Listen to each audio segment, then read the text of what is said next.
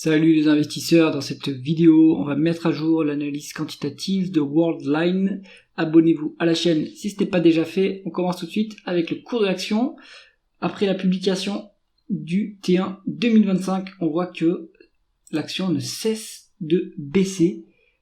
Est-ce qu'il faut essayer d'attraper le couteau qui tombe ou est-ce qu'il faut se tenir sagement à l'écart de ce dossier? On va regarder ça ensemble.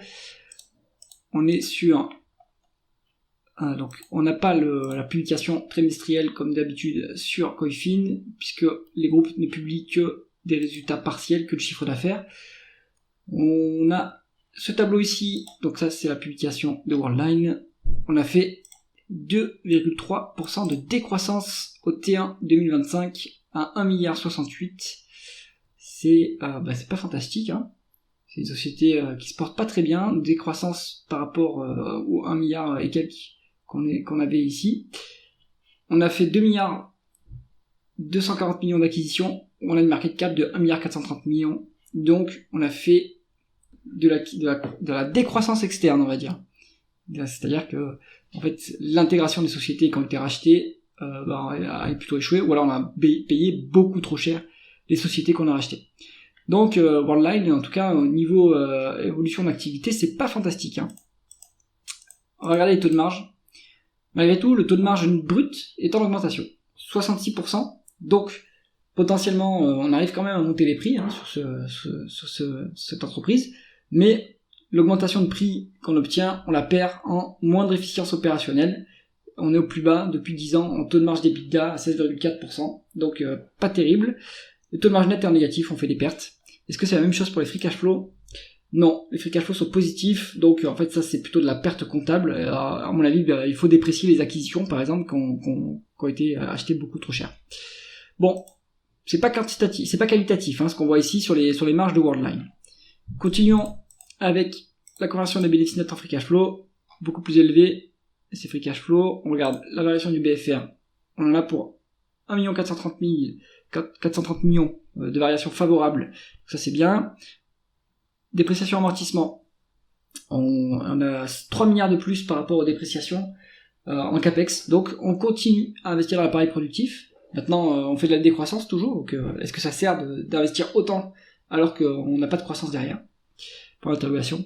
Ensuite, est-ce qu'il y a du other non-cash items? Il y en a pour 12 milliards, donc ça doit être l'amortissement du goodwill, hein, en fait, hein. C'est-à-dire que les acquisitions qu'on a payées trop cher, il faut constater une dépréciation et impacter le résultat à hauteur de ces dépréciations. C'est ce qui semble être fait ici, mais ça c'est de la dépense non cash, donc c'est pas grave. Le free cash flow représente mieux ce que gagne réellement l'entreprise. Il faudra les utiliser pour valoriser la boîte s'il n'y a pas de dette, évidemment. On va d'abord regarder le rendement des capitaux investis. Ça ne cesse de baisser. On était à 17,8% au début de la période, et là on n'est plus qu'à 3,3%. Donc médiocre qualité, hein, faible rentabilité. La médiane était à 6,4%, mais en fait, elle veut pas dire grand-chose, la médiane, puisqu'en fait, on a cessé de chuter. Et en fait, la médiane, maintenant, elle est autour de 3,6% depuis 2021, et c'est plutôt médiocre, hein. Donc, pas un dossier qualitatif, mais ça, on le savait. L'endettement, maintenant. Bon, l'endettement, au moins, il baisse depuis 2022. Mais comment c'est obtenu? On va aller voir ça, mais est-ce que c'est obtenu avec des augmentations de capital? Bien évidemment. Voilà. Donc, pour faire baisser la dette, on a fait appel aux actionnaires. Bon, on est toujours endetté à à presque 3 fois l'EBITDA, donc c'est quand même trop lourd. Donc il va y avoir encore des augmentations de capital, faut s'y attendre. Les free cash flow, on est à 6 fois des free cash flow en termes de dette nette, ce qui est un peu lourd quand même. Bon, là on n'est pas à un niveau d'alerte où il va falloir passer une augmentation de capital, mais c'est lourd et ça impacte le résultat financier et donc le résultat net. Donc bilan un peu chargé quand même. Rémunération d'actionnaire, il y en a pas, heureusement. Dilution d'actionnaire, ça il y en a, oui. Et si on regarde le rendement total de l'actionnaire, ils nous mettent à 0,5%, Coifin, ils sont gentils, hein, mais en fait, cette rémunération d'actionnaire est largement négative en réalité.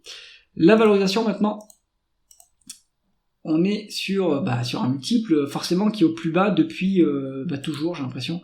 Si on dézoome un petit peu, depuis le début de la cotation, on n'a jamais été aussi peu cher sur Worldline, et c'est bien normal. Conclusion du dossier, c'est pas un dossier qualitatif, Donc, à mon avis, c'est un peu risqué. Hein. C'est un dossier qui était dans le fonds France d'indépendance AM. Je me souviens plus s'il est dans la dernière publication, il faudrait vérifier. Mais je pense que William Higgins a fait une erreur sur ce dossier. Je sais pas s'il est toujours actionnaire. Je pense qu'en fait, même si la valorisation, en fait, le point fort du dossier, hein, évidemment, c'est la valorisation, les analystes anticipent des bénéfices nets sur les 12 prochains mois, puisqu'on a un forward PI qui est à 3,3. Donc, est-ce qu'on joue le redressement? Est-ce que c'est encore le moment de jouer le redressement?